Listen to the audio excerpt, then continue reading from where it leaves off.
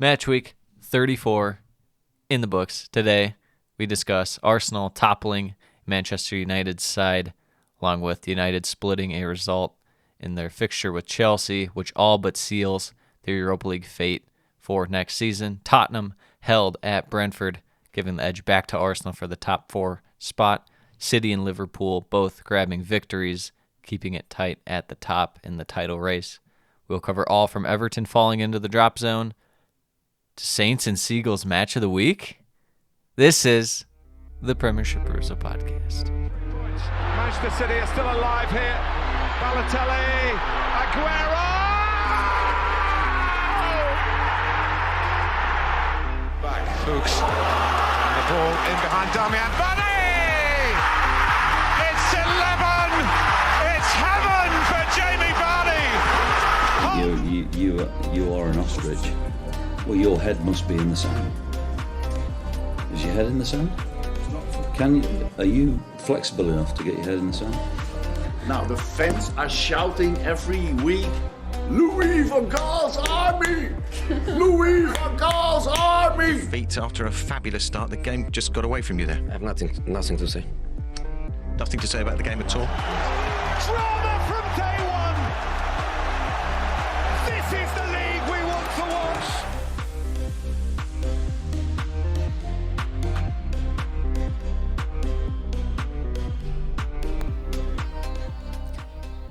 Oh, yeah. Wow, would you look at that? We're live again. We're always live. Always live. Even if you're not listening to this, We're live. it's Yeah. actually live because we're just always recording. 24/7 live stream. Always rocking. That's how we roll. Rock and roll. rolling. Yeah, you know a lot about the rock and roll over here. Absolutely. Let me tell you something about. Rocking and rolling. Yeah, exactly. Arsenal. Arsenal Football Club. They got it back. Against They got the Manchester the United. juju back. Oh, perhaps. To the lineups. For Arsenal, Ramsdale, White, Gabriel, Cedric, Nuno. In the midfield, Saka, Odegaard, Smith, Rowe, El Neni, and Xhaka up front. Ring, Eddie Nketiah. He's that man.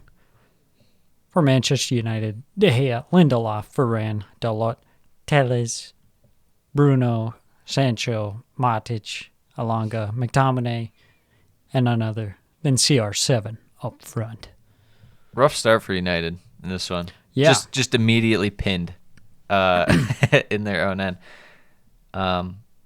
Arsenal's switching of play wasn't even spectacular on that first goal. It was just more so United are shambolic, aren't they? Yeah, they didn't really know what hit them. The cross to Xhaka, pulling out, I forget who it was. It might have even been 2 United defenders. Varane and Lindelof, Yeah. both center backs with some shambolic displays there. Yeah. And then the save by De Gea, good save. I guess could have been better, but you can't complain too much. And then the Nuno tap in, no one there to clean up the save. Yeah, I don't know what was worse, United's defense or Nuno Tavares' knee slide. Yeah, I don't know. But I'll tell you what, it's probably United's defense. Because the fact they couldn't clear that before it even got to Saka was pretty bad. Yeah, it was bad. Terrible play for both of them to miss like that. Just awful. And you had to feel, at least I felt, like it was just going to be a Arsenal just walking all over United kind of game. It did feel like that a bit. But then it wasn't so much that. Yeah, United actually kind of got back into it. They showed a little bit of interest in the game. 6 minutes in, Alanga has a good chance in behind. That kind of kept Arsenal on their toes, saying, got to watch out for this. This could be dangerous. Even right after that, McTominay had a free header too. So it's, the chances were there. And that's the thing with Arsenal's team right now is their attack is definitely back to clicking, but their defense seems a lot more shaky. Especially even their midfield when they're transitioning from attack to defense seems way more shaky than it did earlier on in the season. Yeah, I think not having Thomas Partey has really been a big miss there. You have a guy like El Neni who can pop in there and do a job, but it's a downgrade for sure, both ends of the ball.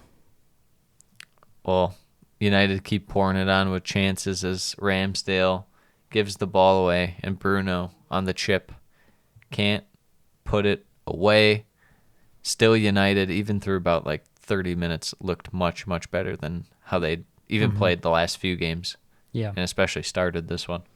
Yeah, definitely. They were in this game 100%. You got to say, even that good start from Arsenal, United still looked good. 25th minute, Eddie Nketiah has a chance to double the lead. Nice flick on from Odegaard, but this shot straight at De Gea. Mm-hmm. And then 27th minute, begin the madness of this strange VAR situation. Nketiah initially scores after Saka kind of deflects the ball onto his path. Meanwhile, he was also being fouled. Initial goal ruled offsides. They look at it. They say, okay, that's offside. But they say, oh, that's a penalty.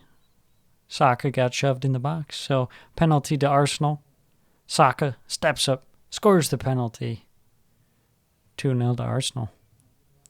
You didn't note that Nketiah right before that missed a one-on-one chance he couldn't score. Wow. And you know that Sam was sitting on his couch being like, I told you he sucks! And then he turns around and he's like, yes! I always knew you were great. I knee slid onto my carpet with my bare knees, and my knees were bloody. Speaking of bloody knees. Doing the phone call, ring, ring, celebration. Arsenal immediately give up a goal. CR7. And Nemanja Matic is just out here picking passes. What are you going to do when he's saucing up your defense? Is that more concerning for Arsenal or United? Arsenal and Chelsea getting sauced this week by Nemanja Matic, just dimes. Yeah, he's just on the farewell tour. He's making a very late application to be the Premier League's Pirlo. He's like, wait, no, I swear, I might not be able to move too, but I can just pick long balls over the top, I swear. Yes. And it's too late for that, Mr. Matic. But a goal for Ronaldo, I guess good to see for him coming back after, the personal stuff. But then right before end of the half, United rather, couple chances.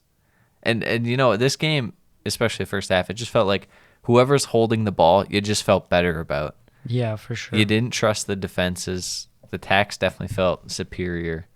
But as I was saying, right before half, Telles almost catches out Ramsdale, and that fantastic clear by Cedric was phenomenal.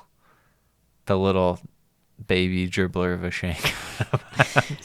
Yeah, that was a little sketchy. Arsenal end the half with a counterattack. Little shot on net. Nothing too crazy, but still showing that the threat is there, as always, against United's defense. Yeah, it goes into halftime 2-1, but really anyone's game at that point. United easily could have been level. They could have been ahead even. Yeah. Both teams, the fullbacks were looking like liabilities out there. To say the least. Nuno Tavares, anytime the ball would come near him, I was praying to God that he wouldn't mess up. The wide attack was good, which is why I was kind of surprised United didn't feature Sancho a little more in this one. It felt like whenever he had the ball, he's actually looked all right. It wasn't one of those games where he's pressing super hard in terms of he's trying to make the dribble happen and it doesn't work, or his passing's just off. He actually looked pretty decent, but they just did not go through him. That was not the plan for this one for Ranić. Yeah. So coming out of halftime, 55 minutes in, penalty awarded to United. It's a handball on Nuno Tavares. Pretty obvious, pretty terrible penalty to give away. Bruno steps up, takes the penalty, does not look confident at all. He hits it off the post. Ramsdale jumps in his face. See, I feel like that's kind of unfair to Bruno because I feel like he just kind of has a look about him anyways. Kind of like Ozil. Yeah, in a way, it's his face. Yeah. Yeah. Maybe we call it Ozil face from now on, where it's like if you can't say the guy's not confident, it's just his fucking face has a look to it. So you're like, this guy's gonna miss. Just looks kind of sad. Yeah. 7 straight games without a goal or assist for Bruno. I mean, they were top 4, and now, albeit they did have, other teams had games in hand and stuff. So that's the reason why they were up there for a bit. But 8 points from 8 games after the games this week, and Bruno has done virtually nothing in terms of goal or assist impact. Yeah, I was thinking about this when I was watching the... So you get a lot of flack for Maguire, but I don't feel like people are mentioning Bruno enough. Yeah, I was thinking about this in the game against Chelsea, and Bruno just seems like the type of player that when the team is playing well, he plays well, but when the team's not playing well, he doesn't play well. It's kind of like he reflects the confidence of the team, the performance of the team. That's just a thought that I had. You may disagree. Well, I 100% disagree. Well, listen. Here's why you're wrong. No, I just never thought of it that way. But yeah, no, I can get down with that. Mm-hmm. So that was a big moment in the game, and then there was another big moment as Ronaldo scored, but he was just marginally offside. I don't know. Initially, he looked quite a bit offside, but upon further review, it was pretty close. It was the thinnest of margins. It was very close. Those are one of those where it's like, are you really gonna call that? But since it was already called a no goal, I don't know. Yeah, I feel like we've had a lot of those lately, just in general, where it's like literally the 2 lines are on top of each other, and it's like, wow. Mm-hmm. Yeah, not really all that good to see, but sure, whatever you say. Mr. VAR doesn't go our way. I was sweating this one out, but in the 70th minute, Granit Xhaka stepped up, came up clutch, hit an absolute rocket, almost blew the net off to add the 3rd goal. Well, you didn't even talk about United had another great chance. Delot had a great shot. Amazing save by Ramsdale onto the post. I don't know why that didn't come up in my notes, but thank you for adding that. And then you also, the last thing I want to note is the McTom on Gabriel crime. As a neutral, I was like, hey, what is this? Yeah. McTominay, he's that guy. He's always popping up. He's for lack of a better term, is a cheeky cunt. Yeah. Yeah, that's probably what he is. Yeah, for sure. 3-1, Arsenal. Massive win. United. I thought they played pretty good. The performance was honestly pretty good. The defense was still Yeah. But this is the best they've looked in probably like at least 1 month, probably 2 months. That's one of those where you run the simulation over, and it's like, I think United like draws or wins that like 5 times out of 10. Yeah, no, they definitely look better. Yeah, there's just some guys that I don't know. I think we'll look back at some of the guys that get played in this lineup right now, like next year, even a few years down the road, and we're like, wow, remember that guy? Like, I don't think absolutely. Like, there's no way. Like, do you think Elanga is a long-term piece for them? Maybe he's like a rotational guy. I can't see. I don't think so. No. Unless he really takes a step forward. I was thinking about even that Delot. as well. Delot's solid. I don't think he's. If United actually want to get back to winning like titles and stuff, I don't think that these are the guys. Yeah. That'll get it done for them. I was thinking about that as well during the Chelsea game, but I'll make the point now since we're talking about it. Yeah, there's a lot of people saying, oh, you got a lot of bad personalities. Mm-hmm. And it's like, yeah, I think there are some, but I think overall the biggest factor is that most of these players just aren't United level caliber players. Like both fullbacks, not United caliber. No. The center backs. It's one thing to be like, and even with a guy like Tejas, it's like one thing to have that guy as like a backup because they didn't even spend like a ton on him. Right. And that's kind of what he is. He's a rotational guy. He's in there way too much. I mean, I get Shaw's out right now. Shaw's your main guy, but So it's kind of like the Cedric thing with Arsenal. Obviously, Tomiyasu's first choice and stuff, or Tierney either way, but it's like, still, I feel like there's just spots all over the field where it's like, you see United spend 200-some million in a summer, and then they end up with Anthony Alonga playing up front. It's like, Right. I don't know. Even a guy like McTominay, I don't know if he's necessarily a United caliber player. Maybe a rotational piece. That's how I feel about most of the guys. It's like, if they're rotational, fine, but it's like, you just don't have it right now. And it's like, Yeah. you're still spending all this money on guys. You have to bring in the right guys. You can't be bringing in, Right. I don't know. It's like Bruno sometimes is United caliber, and sometimes he's Yeah. terrible. Yes. Same can be said for Sancho. Half his season was pretty awful.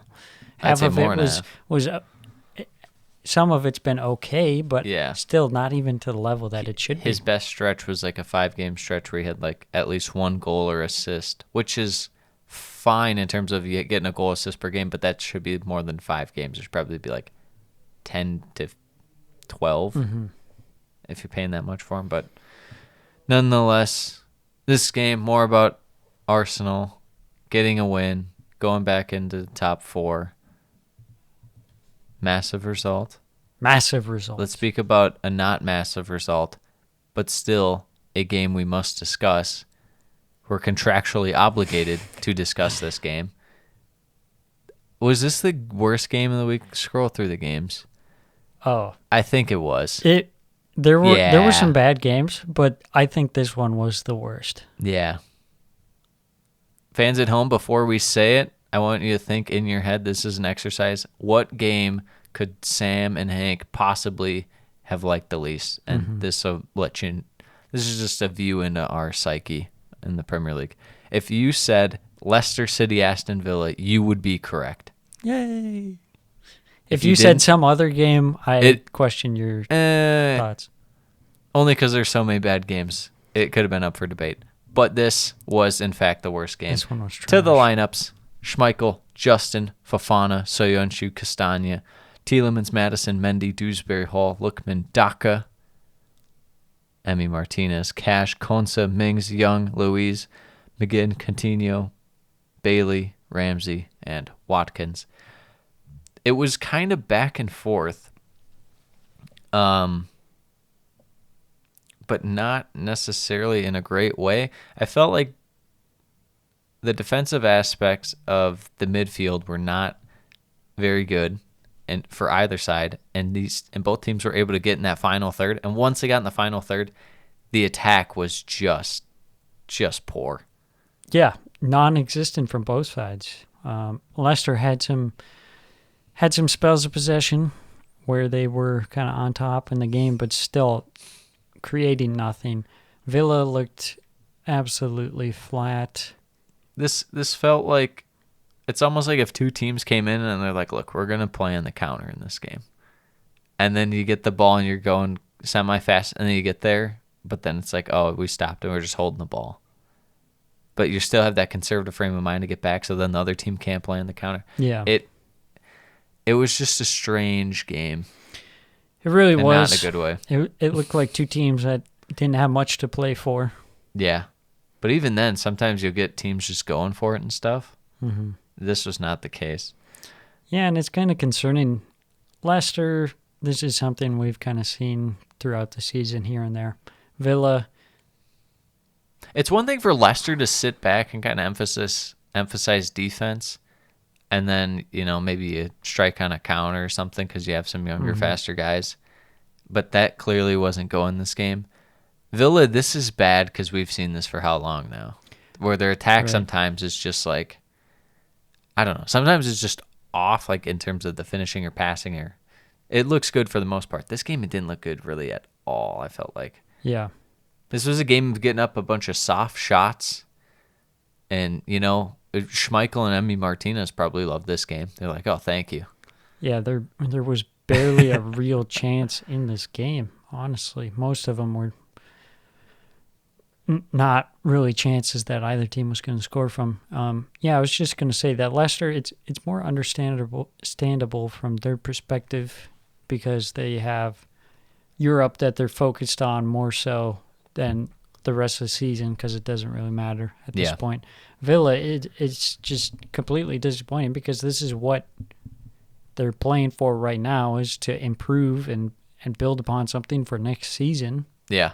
But the results have just been Not good. all over the place, really, and mostly bad. Yeah.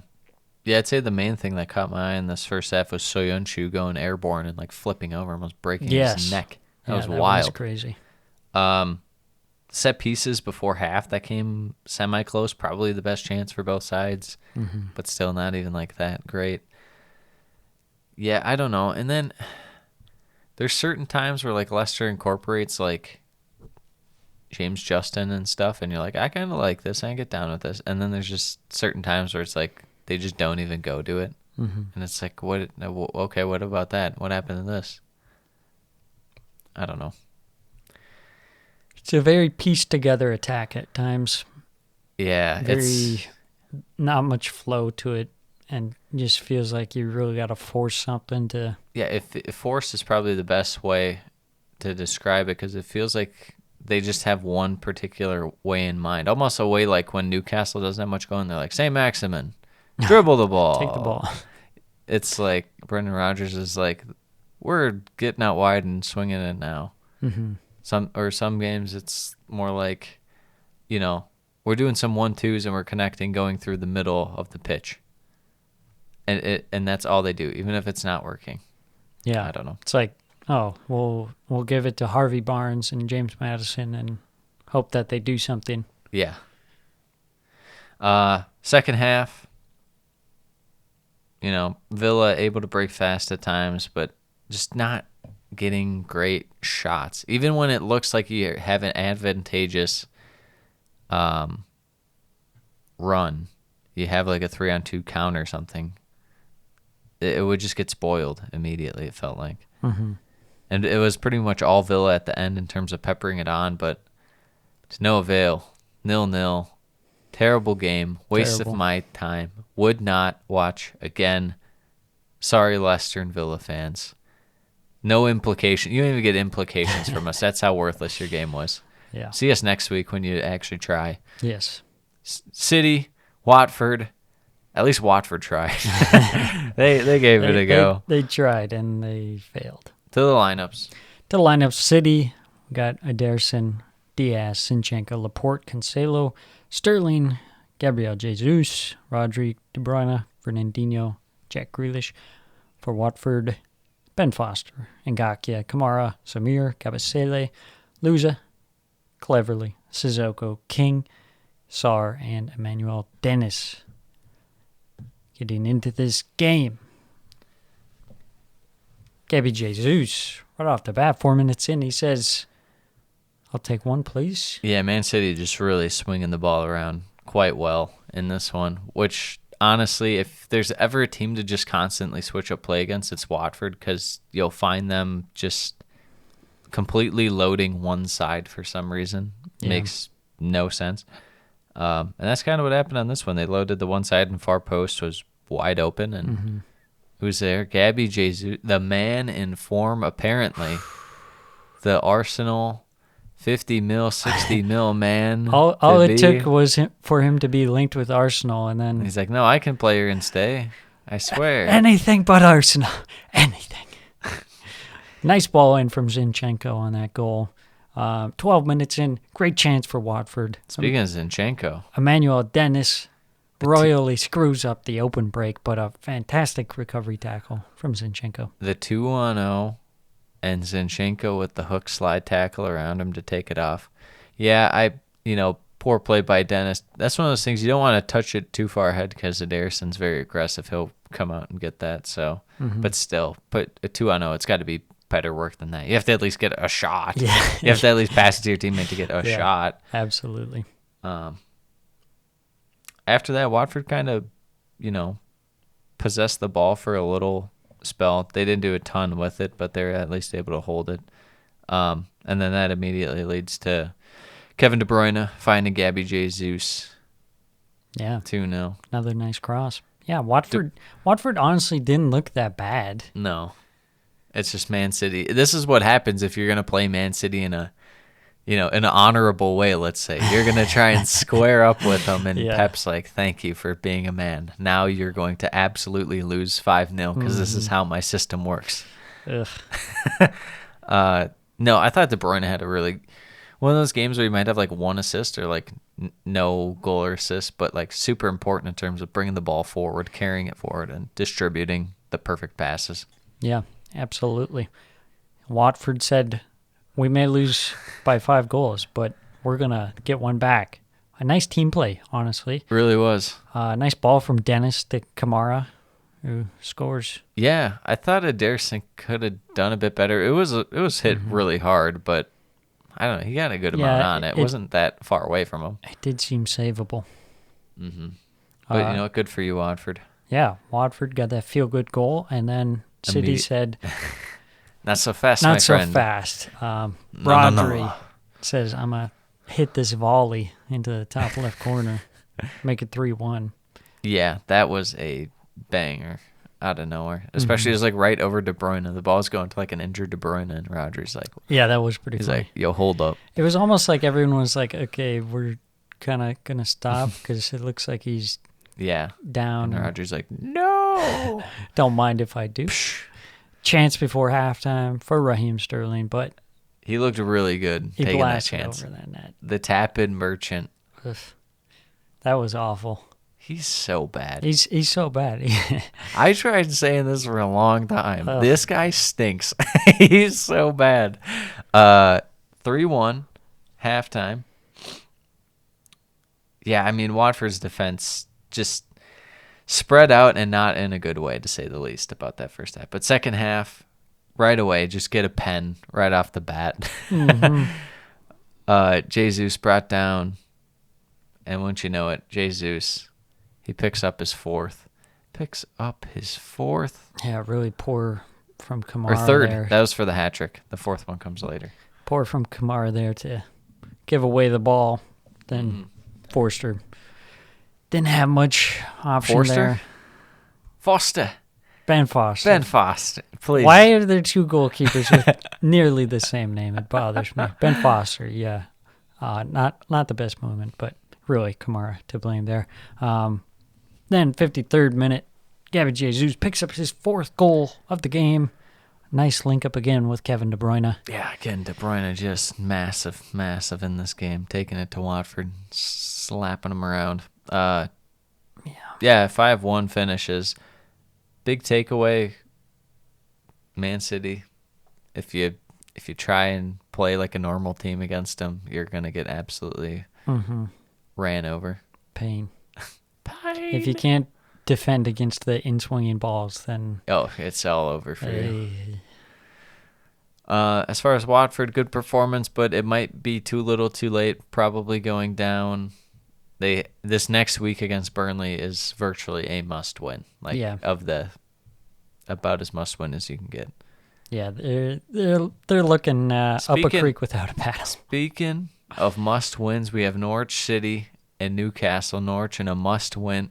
A must-win to feel good about the rest of the season because they sure as hell ain't staying up. I think they're 1 point behind Watford, so... Well, neither of them are staying up. The lineups: Kroll, Byram, Hanley, Zimmerman, Yanulis, Dowell, Norman, Rashica, Lees Malou, Kenny McLean, Temu Pukki. To the Newcastle lineup: Dubravka, Lascelles, Target, Kraft, Byrne, Willock, Longstaff, Guimaraes, Joelinton, Saint-Maximin, and Jacob Murphy. A little rotation out of Newcastle. Not a ton, but Longstaff and Murphy getting in there. Very nice. And Kraft.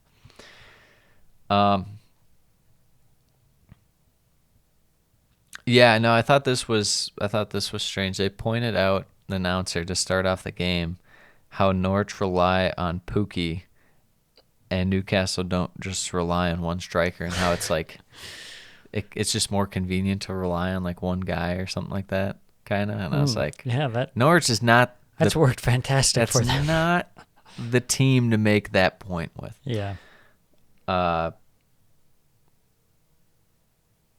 Yeah. Oh, and also, I mean, it also doesn't help your point that Newcastle's mid and D are like significantly better than Norwich. So what are you? I don't know what he's talking about there. Yeah. Back and forth kind of early, open. Murphy and Dowell, some chances, some pretty decent chances, just going high and wide. Yeah, I thought Norwich looked all right to start the game. Yeah, I'd say the first 30 minutes they definitely look like a half decent side out there. They look like they've accepted that they're getting relegated, and it's kind of the weight's off their shoulders now. They can play a little more freely. Yes, still giving up chances, but the D, it's holding strong. It's holding strong. They're able to get blocks again. We've seen this for the last handful of weeks. And then massive chance on the counter for Norwich, but Dowell skies it. I thought Pookie did really poorly on that one. He just held on to the ball for too long. Yeah, but I still think Dowell should at least done, in terms of getting it on net. Let's just accept we're both right. Yeah, it wasn't good play from either. To blow that and not get a shot on net from both. Pathetic. Yeah, that was bad. Dan Byrne chance, header, off a corner, goes across the face of net. No one there to put in for Newcastle. But Newcastle eventually get their goal. Lengthy spell of possession out of the back. Really took their time with this one. Lulled Norwich to sleep. Leads to some nice short passes and a Ben Gibson stepping up and absolutely whiffing on the ball, which sits for Joe Linton, who absolutely smashes it. 3 chef's kisses out of 3. I don't want to preview what we have set up for our categories at the end of the season podcast, but there's one category of top 5 opinion shifters. And I think Joe Linton might be lining up. He's lining up for the gold medal. He's stepping up to the pedestal. It might be. We don't want to play our cards too soon, though. But a fantastic goal nonetheless. And he follows it up shortly after, about 6 minutes later. Steps up, gets his second goal. Nice little tap in after nice run in behind from Jacob Murphy. Yeah. 2-0. Yeah, 2-0. Nice little counter sequence there. Norwich just kind of after that first goal kind of felt a little pressed, and they went out a little more than they could, and their defense, it does what Norwich's defense does. It falls flat on its face. Yes. Yeah, even their attack and just transition to defense especially is kind of what mainly evaporated after that first goal. It was like they couldn't even really get anywhere near Newcastle's final third. Yes, their ship had sailed. Second half, Norwich blow it to start the second half with their possession, and it led to Tim Krul giving the ball away to Bruno G, who walks it in virtually. How many times, Norwich, do we have to tell you, stop playing out of the back? Me and Sam lining up with like lead pipes, slapping our hands with it, saying, Norwich, I thought we told you. How many times do we have to teach you this lesson, old man? They never learn. But no. I got to say, nice little chip there from Bruno. Oh, yeah. Man on fire. Finishes 3-0. A lot of Newcastle done that one. There wasn't much going on. Yeah. Norwich fans, look away. Newcastle into the top half. Oh. Number 9. Who would have thought? I saw a guy who had a bet before the season that he had him there, and there was some wild number that he got him at. And I was like, that's nuts. I mean, you just kind of got lucky in terms of them pumping stuff in the team, because early in the season it was looking pretty bleak. Yeah, it was pretty much like dependent on the takeover happening. Yeah. Nice win for Newcastle. And moving on to the next match, Brentford versus Tottenham at the Brentford Community Stadium. I don't know why, but the finest I of love community that it's stadiums. the community stadium. Yes. Like if you don't at this point, I don't know what you're doing. Yeah. The lineups: Brentford, Raya, Henry, Gottos, Janssen, Sorensen, Roslev, Jensen, Eriksson, Janelt, Ivan Toney, and Brian Mbumo up It's weird top. that the Premier League site lists Godos as like a defender. He's definitely more of a forward. Yeah, slash I don't know midfielder. what is going on. I think Brentford confused. They Premier put out a League with fake this lineup. They put a fake lineup out.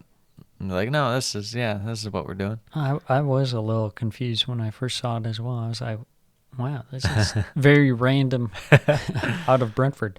For Tottenham, Lloris, Romero, Dyer, Davies, Højbjerg, Royale, Sessegnon, Bentancur, Son, Kane, and Kulusevski. So a lot more normal out of Tottenham in terms of lineups. Mm-hmm.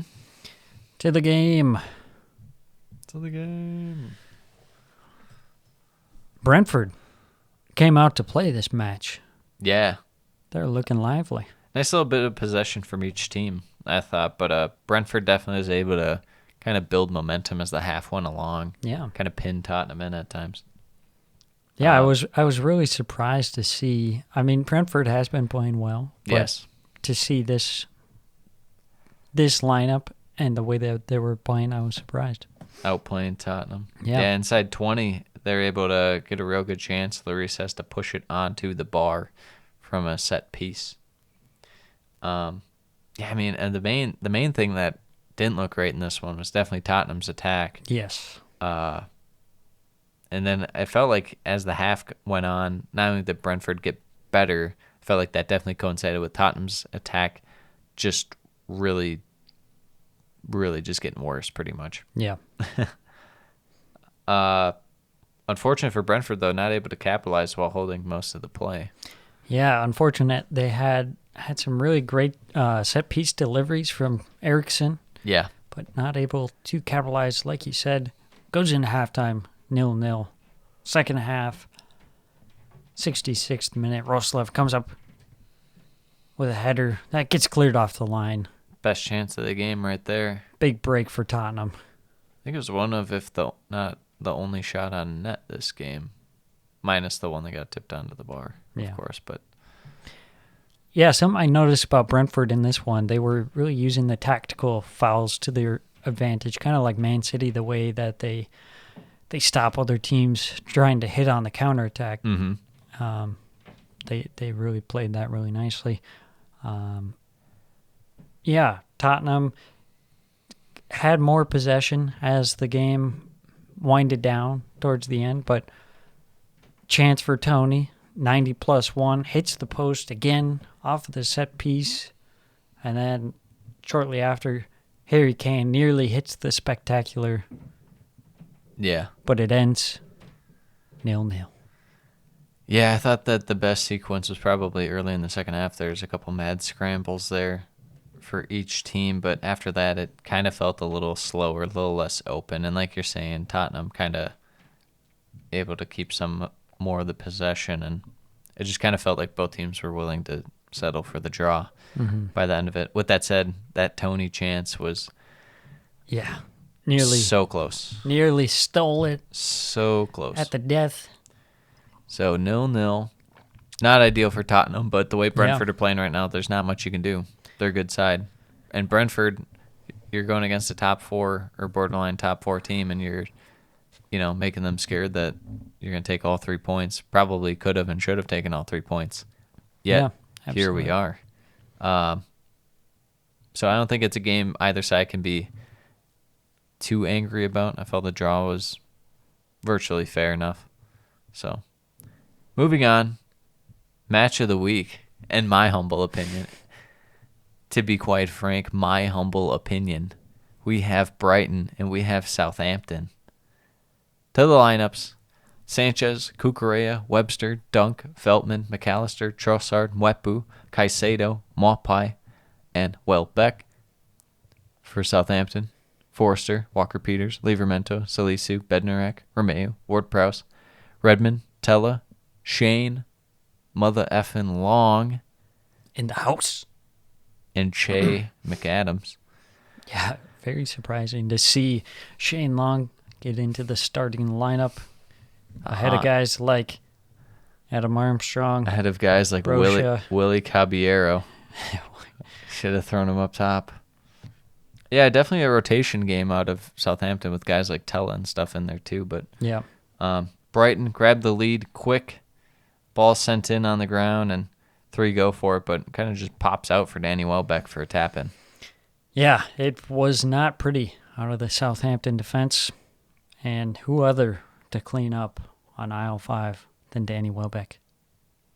What else would you expect from Danny Welbeck? The man who falls down when he scores. I like the McAdams knocking into Caicedo and Cucurella. Knocked them like both into each other, just shoulder to shoulder on one, and knocked them both over. And the ball went out for a throw-in for Southampton. That was pretty great. The Mr. Livramento rip off the post, and then McAdams, the leglet, can't get there. He's got his tiny legs. He's got T-Rex arms for legs. Can't get on the end of it. That was crazy because it definitely looked like he could have just kept dribbling it in. And he's like, no, I'm going to take this shot. Yeah. Rips it. Brighton, counterattack, leads to a shot from Welbeck. Easy save for Forster, but just an example of, I guess, good Brighton in a sense.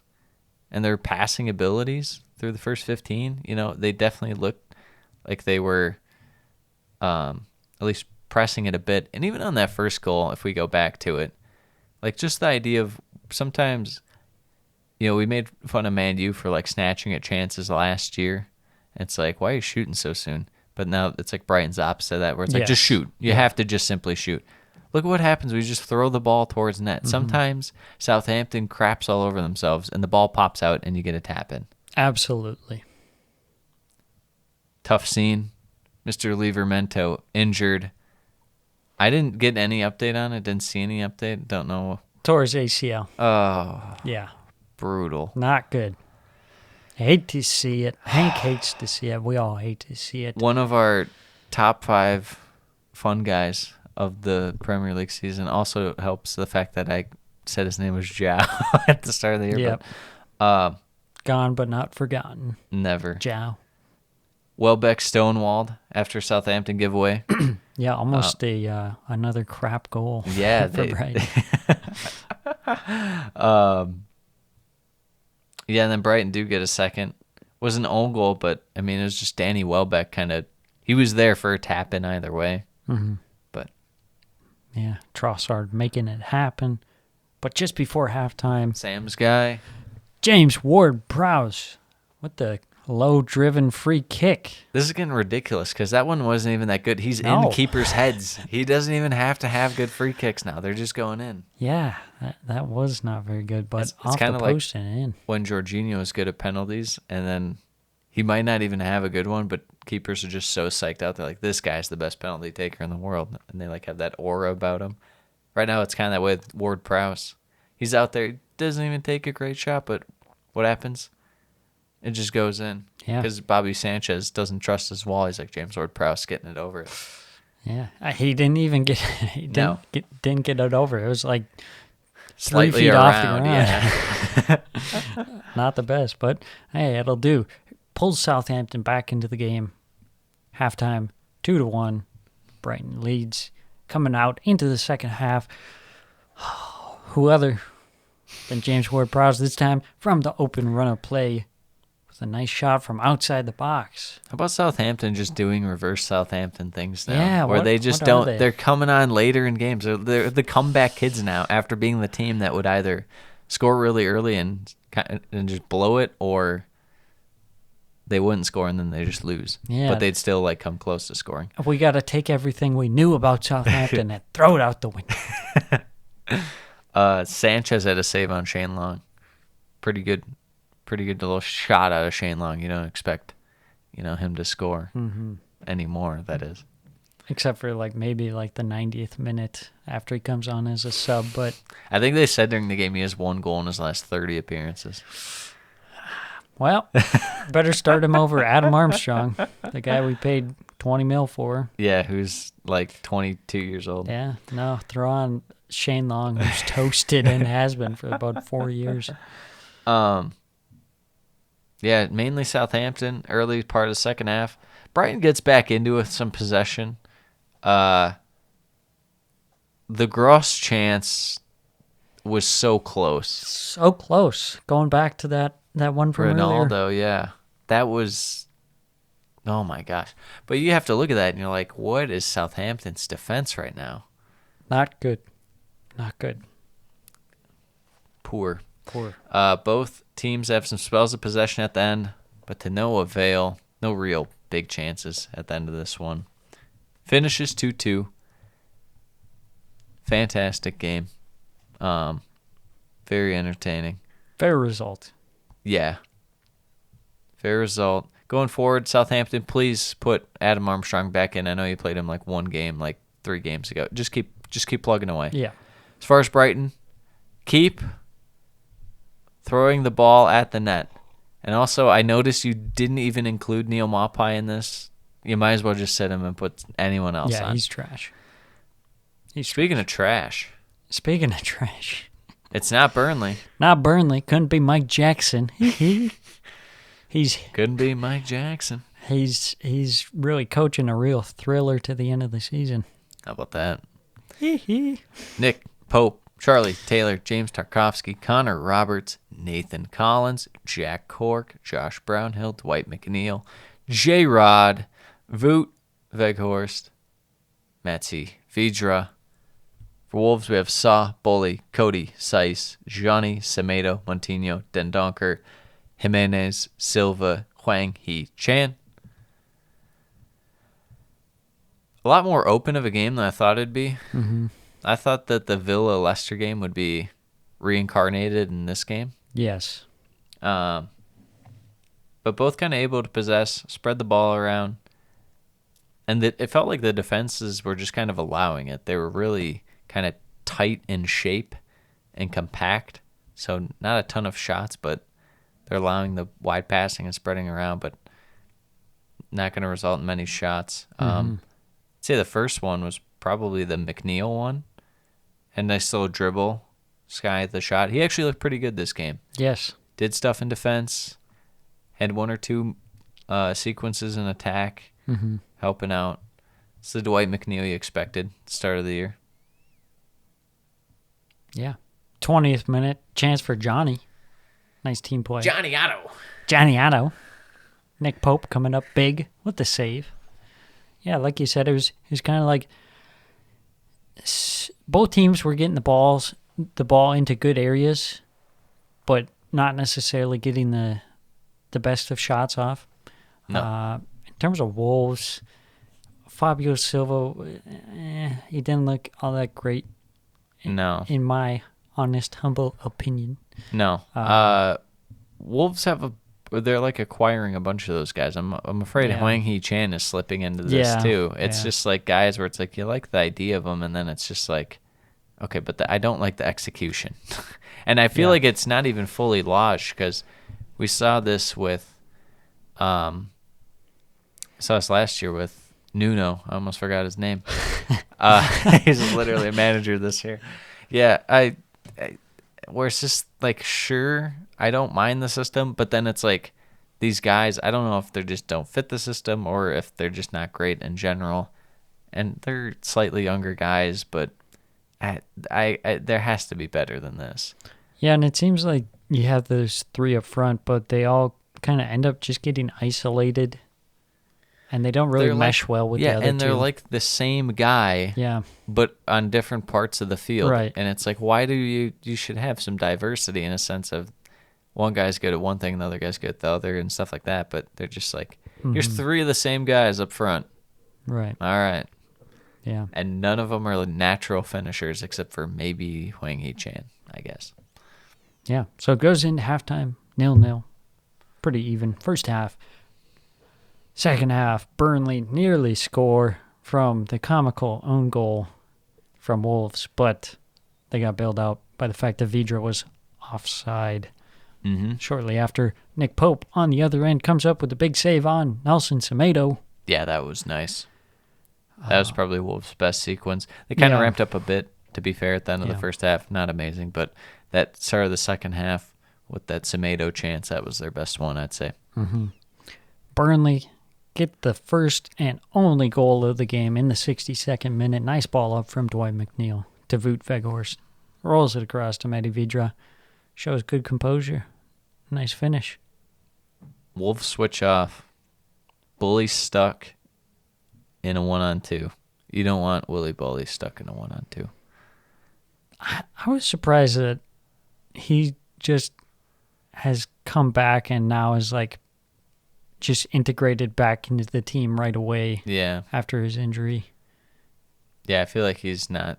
I feel like I wouldn't say past it, but he's not as good as he used to be. He wasn't even like that amazing when he first started. Cody Yeah. was better, but I don't know. With this one, it was mainly Cody's fault. He wasn't in communication with Bully, but still, regardless, I've kind of liked Kilman this year. Agreed. Wolves' attack, just not that great. But I think he had to credit Burnley some too for the defense hanging in there, especially when you get that lead against Burnley. Mm-hmm. When you're Burnley and you get that lead to Yeah. go against them, Right. significantly harder. Yeah, I was impressed by Burnley. They were actually still looking for a second goal. They didn't just completely set up shop and Yeah, defend. So I thought that helped alleviate some of the pressure. Ultimately, didn't get the second goal, but the one goal was enough. yeah. I liked at the end when like Jose Sa left the net, but like the Tarkovsky chip from midfield just got caught in the Burnley wind and it swirled around and it like just kind of sat right out in front of the net. It wasn't like going to go in or anything. That was pretty great. Yeah, 1-0 Burnley, massive result. They keep Out of getting the them. relegation zone. Wow. Who would believe it after firing my guy Sean Dyche? Burnley. This is disrespectful to Premiership Perusal podcast and all of its Everton listeners, which is 95% of this podcast. Yes, absolutely. Wolves, I warned of it last pod, where they just come out and they have some real stinkers every once in a while. And here we are. That was one of them. Also, no Neves. Also, Neves looking to leave this summer. Yeah. Wolves, you need to find someone that is pretty dynamic in midfield. You cannot rely on just João Moutinho Yeah. and Dendonker. Absolutely. So keep that in mind. Absolutely. They look lost without Ruben Neves holding it down in the midfield, helping out the attack. You know, it looks lost. West Ham when they have nothing to play for in the Premier League season. True. Into the lineups for Chelsea. Into the lineups. Mendy, Silva, Chalobah, Azpilicueta, Alonso, Jorginho, Conte, Loftus-Cheek, Werner, Mount, and Kai Havertz. For West Ham, Fabianski, Cresswell, Greg Dawson, Ben Johnson, Soufal, Mark Noble, Masuaku, Suchek, Yarmolenko, Fornals, and Ben Rama. So like you said, very rotated squad, obviously Yes. focusing on the Europa League. And it showed in this To game. say the least. Early on, Dave, with the boot change, mid-game, walks off the field halfway down the tunnel, changing his boot. Great meme. That's how little he was concerned about the West Ham attack. He's like, I can leave. I Yes. can leave, don't worry. Chelsea in the first half, pretty slow in attack. Midfield pressure was good. Defense was holding up. Maybe came in a bit too conservative, or I don't know if conservative is the right word, but they really weren't dynamic enough in attack, I really was gonna pushing say for dynamic. Yeah. it. I mean, West Ham was pinned in for virtually the greater portion of the first half. Yes. So it just felt like another one of those games where Chelsea kind of struggled to do anything in attack, and then they concede one, or if they do score, they'll concede right after, and then it's like, oh man, well, it's all for naught. Second half, West Ham able to break a little faster, create some chances. Yarmolenko in particular had a nice chance. Chelsea lacking the control in the final third. Werner and Havertz looking poor, to say the least. Especially Mr. Havertz had some chances, could have done better. Mm-hmm. And Werner had that one where it was like kind of bobbling around and he side netted it. Lukaku comes on, draws the pen. One of his most thrilling moments of the season. Yeah. His biggest contribution yet. Jorginho Penn, the pen merchant himself, more like the pen fraud himself, absolutely saved. And then Chelsea pushing for it. Your guy, Mr. Pulisic. Captain America. Cut back pass from Alonso. Finds Christian Pulisic. Slots it home. Yeah, that was a nice ball from Alonso. Yeah. Yeah, really the key turning point was the penalty. Dawson getting sent off. Just invited a lot of pressure onto the West Ham defense. Disappointing for West Ham to get so far into the game with such a rotated squad, and then just to give it all up at the end, even after the penalty was saved. But they probably didn't expect much. No. Yeah, I thought Chelsea, I don't know if anyone's performance really stood out in attack. Yeah. Maybe, obviously Pulisic scored the game winner, but maybe like Mount, he was pretty solid this game. Yeah, overall, it was another performance from Chelsea where they didn't look like they could be really bothered to put into too much effort. Yeah, it's, when you don't have much to play for, it's tough to get that motivation. But it's just when it gets to the point that like it has to be Conte popping shots, that's mainly when you should be concerned. Yeah. Golo Conte shouldn't have to be taking too many rips. It's not good. And I feel like Chelsea, they're kind of in this situation. They have some players who are looking to leave the club. Obviously, Rudiger, Jorginho possibly leaving. Maybe Christensen also out of contract. And you have some older guys who might be moving on as well. So it's kind of at this point you're looking towards next season. Yeah. And just get over the line and call it there. And in the meanwhile, you have Werner and Havertz who are just guys stumbling. who are supposed to be there for the future, and they're just having rough goes out there. Yeah. So not great time to be at Chelsea Football Club, but they hold down the third spot for now. Moving on to the next match, big Merseyside derby, the fight for survival and the fight for silverware. The clash. Everton in second, Liverpool in 18th. That's right, folks. You heard it here first. The largest gap of a Merseyside derby. To the lineups, Liverpool, Alisson, Van Dijk, Robertson, Matip, TAA, Fabinho, Thiago, Keita, Mane, Salah, Jota. For Everton, Pickford, Holgate, Keane, Mikalenko, Coleman, Allen, Doucouré, Iwobi, Richarlison, Gray, and Anthony Gordon. First half was just suffocation by Liverpool with like 99% possession. Yeah. Everton had a free kick chance early, but really resulted in nothing. And Liverpool, after that, just holding the ball, but not really sharp in attack. No. Especially the passing in the side of the first 20 minutes was not that great. Their best chance, I guess, was like a Mane shot from outside the box. And it's like, is that really that great? Yeah, for all the possession that they had, the chances were not there. A little scuffle before halftime. Things getting a little chippy. Yeah. Doucouré counterattack too in the first half. Just trickles wide.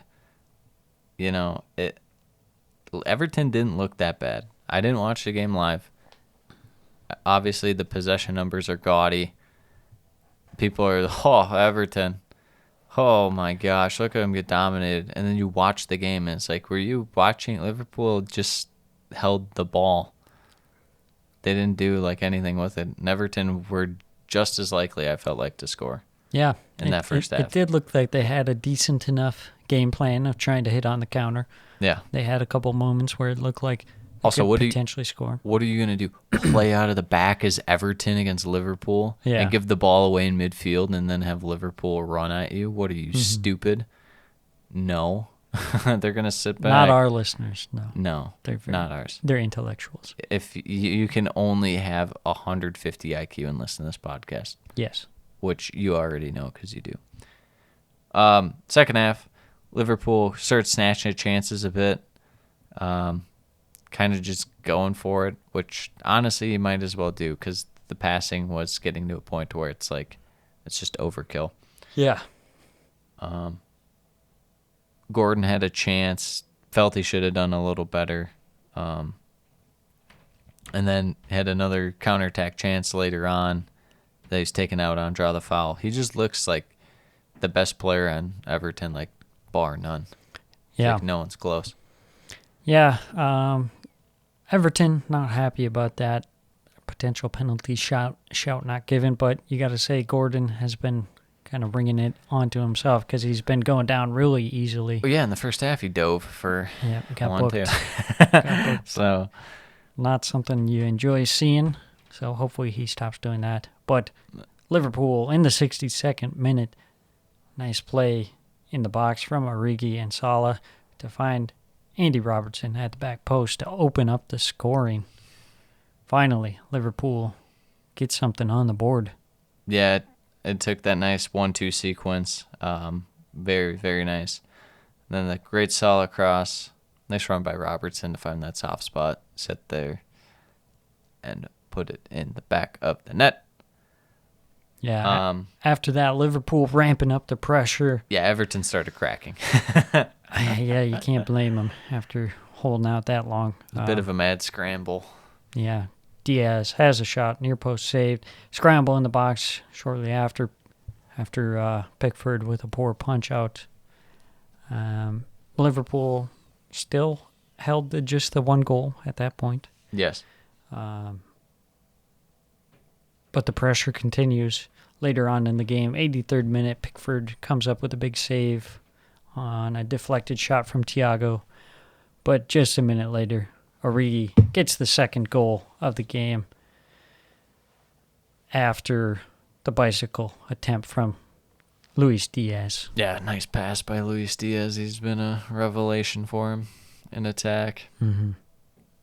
Getting him and, Jota obviously a couple of years ago, but those two guys have completely refreshed the attack. And I don't know, Liverpool could be at a spot where if they didn't have those guys, they'd be like, what are we doing with Firmino as our main guy still? And Yeah. Yeah, it has been impressive to see those guys come in and how quickly they have been integrated into the team and contributed.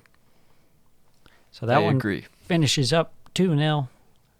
Big Liverpool- win for Liverpool. Yeah, Liverpool holding close. Not the best performance, but get the result. How many times have we said that this year? Everton, I've seen worse performances, so I don't hate it. Yeah. It's unfortunate that you wouldn't just use a bad performance on this game that you had no chance of ever winning.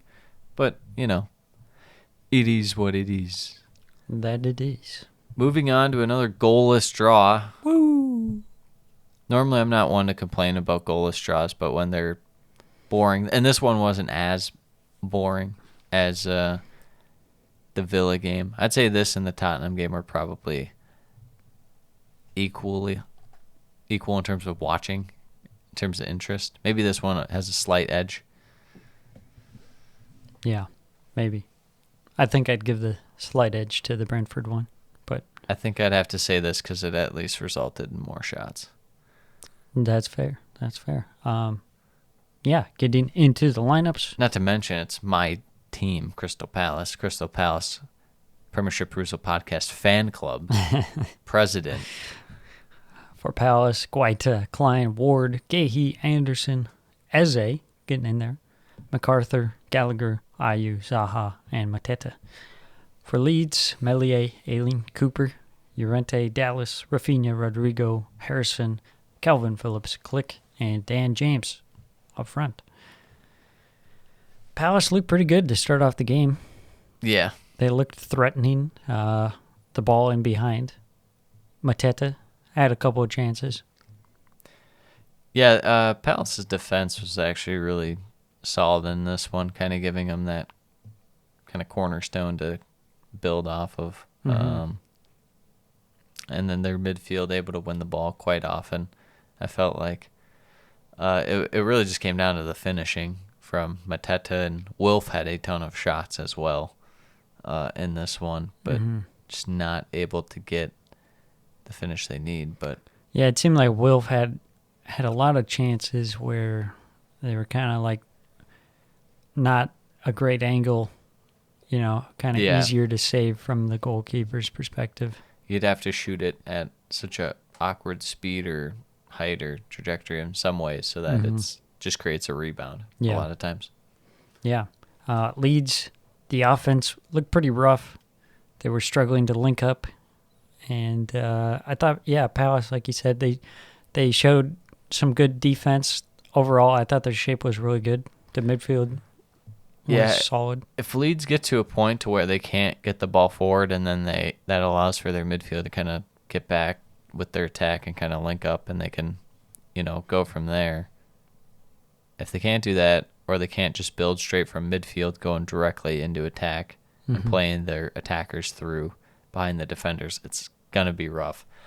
In this one, the Leeds attack was definitely on an island, isolated. Absolutely. Goes into halftime 0-0. As you know, it must go into halftime 0-0 because it ended 0-0. Finished 0-0. Second half, Palace come out, again, looking the better side. Not necessarily creating too many, great chances. More so just kind of half chances, like we were saying, like Zaha. In control of the game, but just not really. Not clicking. Yeah. Gallagher has a nice volley that goes just high. And then Meslier comes up with a pair of big saves on Zaha towards the end of the game. Ends up 0-0. It was a good performance for Palace. Disappointing not to get the 3 points. Yeah, he definitely could have at least got one, it felt like. But Meslier made the big saves when he had to in this one. Yep, for sure. Bailed out Leeds on that one. Leeds didn't look very good in general. I think that's just kind of when you come across a team like Palace who can be as organized as they were in this game, that's a real tough test for Leeds. Yeah. Kind of like what you were mentioning. That's just, it doesn't suit their game whatsoever. It truly does not.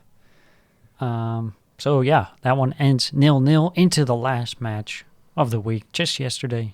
Big match, United versus Chelsea. To the lineups we go. To the lineups. David De Gea, Victor Lindelof, Rafael Varane, Diego Dalot, Alex Telles, Marcus Rashford, Bruno Fernandes, Nemanja Matic, Anthony Elanga, Scott McTominay, and Cristiano Ronaldo. Mendy, Rudiger, Silva, Azpilicueta, Alonso, Jorginho, Kanté, James, Werner, Mount, and Havertz for Chelsea. It was mainly all Chelsea, especially first half, just moving the ball well against whatever you want to call that Man U press, where they run up within 3 yards of you and then stand there. It's the social distance press. I don't know what that is. It's just so bad to watch. Conte with a chance, but right at De Gea. Reece James also had some just rips, just absolute rips, but right at De Gea in this one. And it kind of became an open game, but only because, United were definitely just not getting back on that transition defense, and Chelsea kind of looked to play on the counter. Yeah. But Chelsea's runs, once they did get near the box, I felt they could have been a little better. Maybe you put it to the passing, but even a sequence where Mount splits the two defenders with the pass, and then Havertz just isn't quite in the right spot. Yeah. I feel like.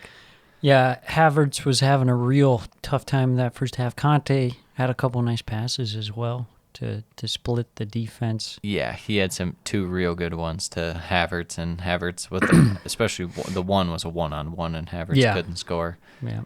Kai Havertz with another great chance on a header off a dime from Reece James right on his head. Close enough to where it's if you just get it on the ground, it's probably going to bounce past De Gea, but heads it right at him.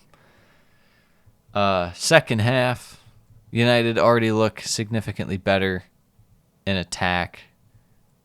Not amazing chances, but still, able to possess the ball for stretches, turn their passing into shots.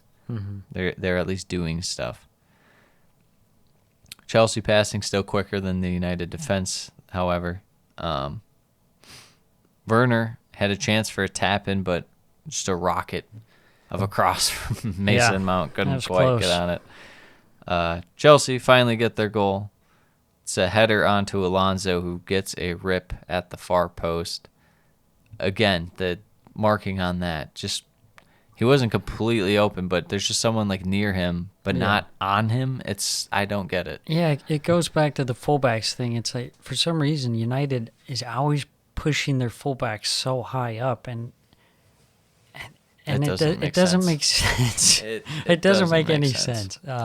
When you have Alonso, who just pops up that wide open, it doesn't make sense. But a classic Alonso finish on the nice volley rip. Talk about a classic finish. Cristiano Ronaldo response. Oh. And a classic Nemanja Matic dime piece right on him. Oof, wow. What are you going to do? 2 brilliant pieces of individual effort for United. Bring them back into the game. And you got to say, United without Ronaldo this season, I can't imagine what it would have been like. No, but he's bringing them down, dude. Yeah, he's bringing them the down. issue. It's definitely not guys like Pogba and Bruno. Yeah. And to a lesser extent, even Maguire some. And the fact they don't have a actual 6. Mm-hmm. But, what do I know? What do I know about just having a natural goal scorer out there? Yeah. I can bag you one. Interesting moment, 67th minute. Matic stepping on Reece James and then pulling him down afterwards, and somehow that didn't get any card. That was interesting. Man U trying to have an edge. They're coming at Gabriel. They're coming at Reece James. Yeah. It's messed up. Yeah. You're not bad boys, man. You guys just stink. I don't know how that one went unpunished. Yeah. Big moment in the game for Chelsea, nearly taking the lead. Reece James with the absolute, almost perfect curler. Yeah. But it smacked Right off off the the post. post. That would have been a real beauty. It was a close call. Finishes 1-1. Hugely disappointing for Chelsea. Yeah, you feel like you have to win that one. With that said, even games now with virtually everyone in the Premier League sitting at 6 points ahead of the 4th spot, still in the driver's seat as far as that goes. As far as United, Europa League bound. Yeah. If I could cue the Europa League theme song, I would play it for you. Yeah, I would too. I don't have that on play, but these are not the champions. That's what I'll say. It sinks all hopes for United. Another performance where they got bailed out by Ronaldo.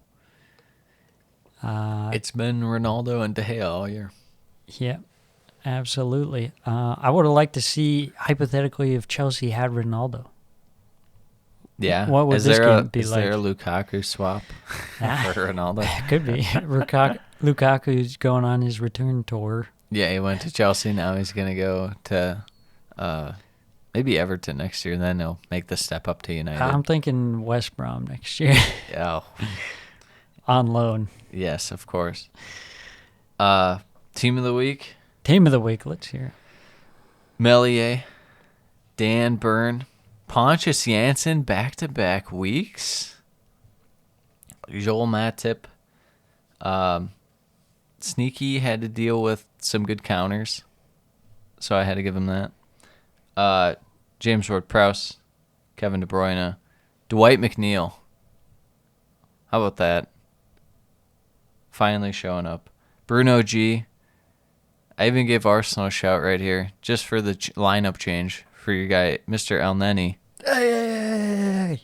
Gabby Jesus, the clear cut, had to be in there. And then Joel Linton. Oh.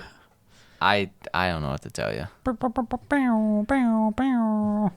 That guy's a mad lad. Worth every penny. Speaking of Joel Linton in Newcastle, you can see him at, I was going to say the time, but it wouldn't be applicable to everyone. But you can see him at St. James's Park Saturday. The early kickoff.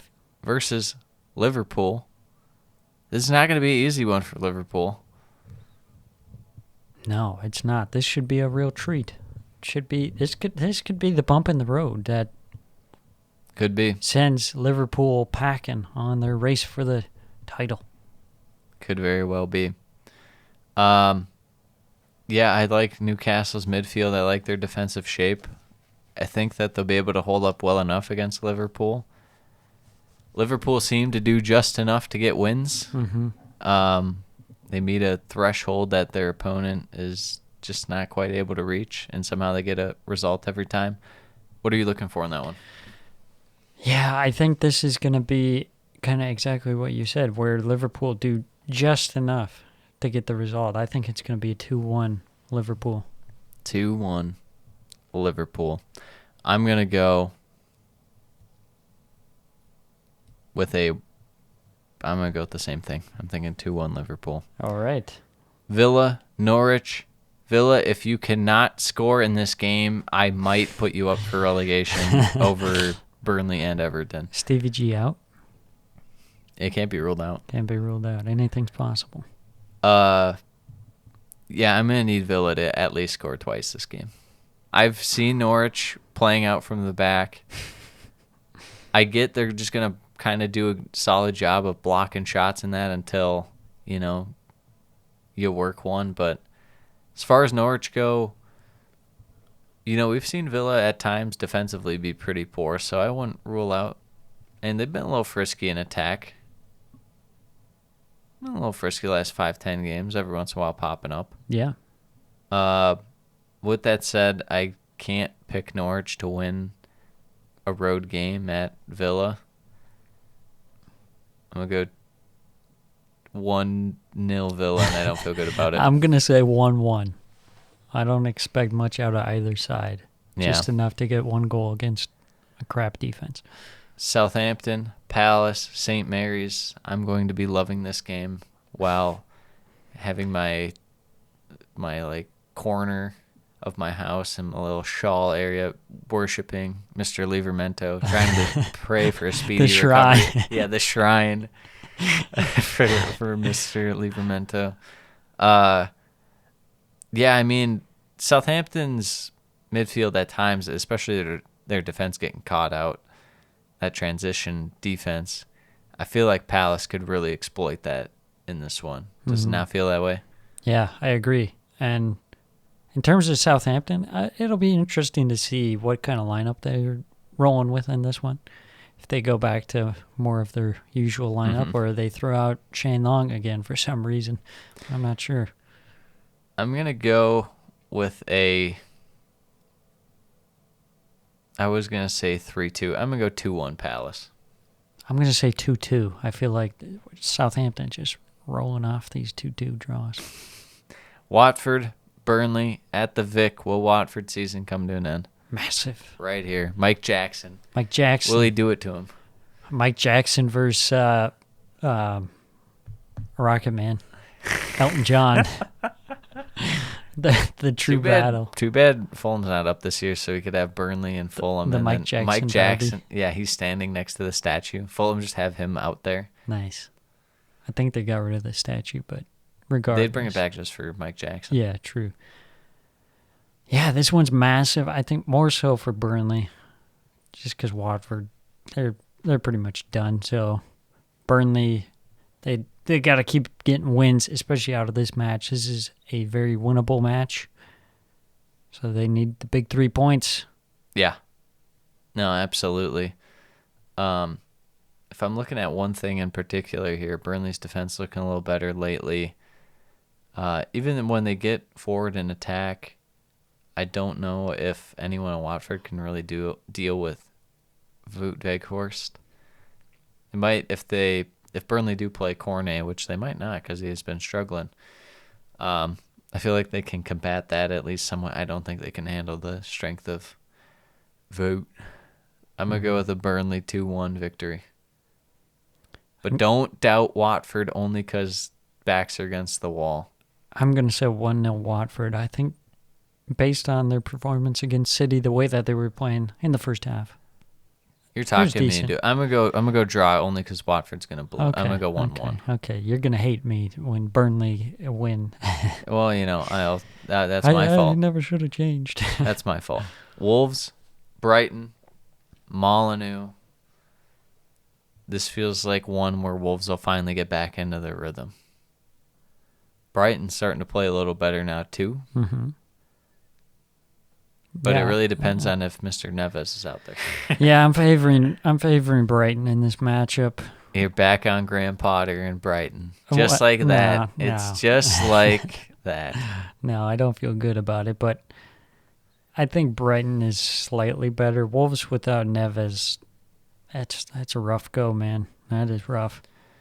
I'm not sure if they can win without him. Honestly, I'm going 0-0 draw. 0-0. Yeah, I could see that. I'm gonna say 2-1 Brighton.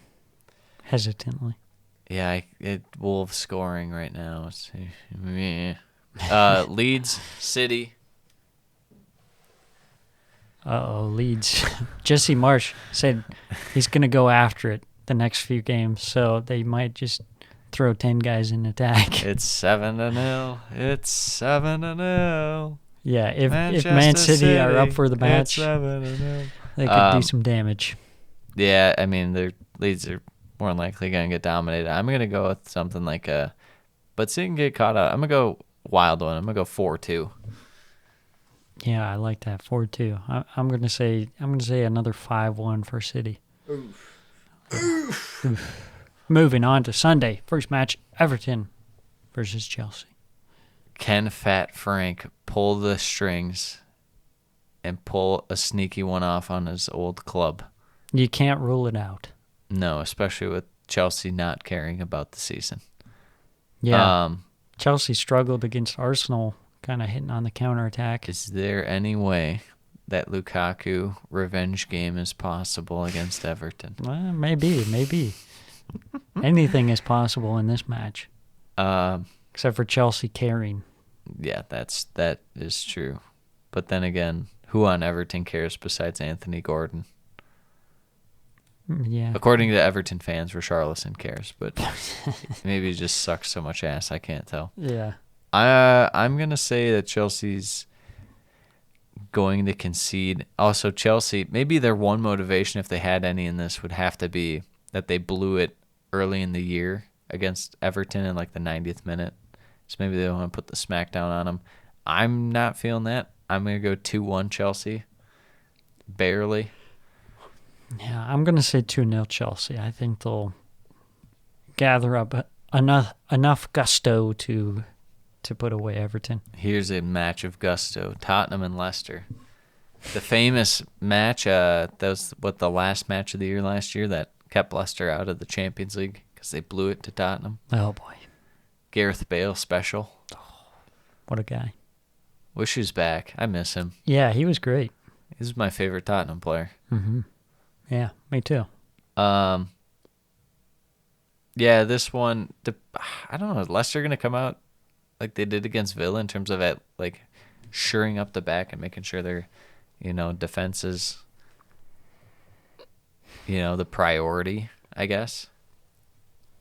Because if so, I don't even feel great. Like, I don't love Tottenham's defense, but I feel better about their defense than Leicester's attack right now. Yeah. But then all it takes is one like Harvey Barnes or James Maddison blast. Whereas, on the other hand, though, all it takes is a Son, Kane, Kulusevski counterattack. It kind of goes both ways. If Leicester are pushing up that far, they should probably get a slap across the face. I'm still going to say Tottenham, but I'm going to go Tottenham 2-0. I was going to say 2-1, but I'm going to go 2-0. I'm going to say 1-0 Tottenham. West Ham, Arsenal. It's a London derby. West Ham coming off of the defeat. They're coming off many defeats in a row, to be quite frank. In the Europa League against the Germans, who Wolves could honestly angrily. probably pass them if they were playing half decent, but unfortunately they're not. Yeah, they have no Ruben Neves. Yeah, and this one, Arsenal, Still got to earn it. The attack looks good. Let's see the defense. West Ham's attack not been very good, but you never know. Jared Bowen can always pop up if they're playing him. Absolutely. If they're not, then you got to worry about Mr. Yarmolenko and his left foot cutting inside. I'm going to go Arsenal 2-1. It's going to be a lot of 2-1 games this week. I think this will be a 1-1 draw. I think West Ham's going to frustrate Arsenal. Well, they won't. Will they have Kurt the cat kicker? I don't think so. I think he's still out. He played on Thursday. Yeah. That's when they played. So He's facing up to 5 years in prison. He might be available, but he's not really fully fit. So, yeah, West Ham could be really thin at the back. Chop and Dawson combo for you. Well, Dawson suspended. Oh, yeah, because the red. Yeah. David Moyes at the back. David Moyes at the back. They're going to put Alphonse Areola as the center back. They're going to have 2 keeps. 2 keeps. United, Brentford. To end Brentford's magical season, do they get a win at Old Trafford? Oh, that'd be so awesome. I hope so. Let's will it into existence. 3-0 Brentford. I don't know about 3-0. 3-0. Believe. I was going to go 2-1. Ivan Toney. Another 2-1. This is the week of 2-1s. Ivan Toney hat trick. That's my big prediction. Wish. It's going to happen. No, this is Could have had a definitely brace. Eriksson goal and a Embuemo masterclass. Okay. Maybe a Janelt goal throw in there. No, that's not allowed. Okay. Calm down. Let's not get too saucy. They need an Ayer goal out there. Rico Henry goal, maybe. Rico Henry coming at the back post because United's fullbacks are pushed to the halfway line for some reason. And another Marcus Alonso goal, but this time for Rico Henry. I'm sold. This is where Brentford betrays us.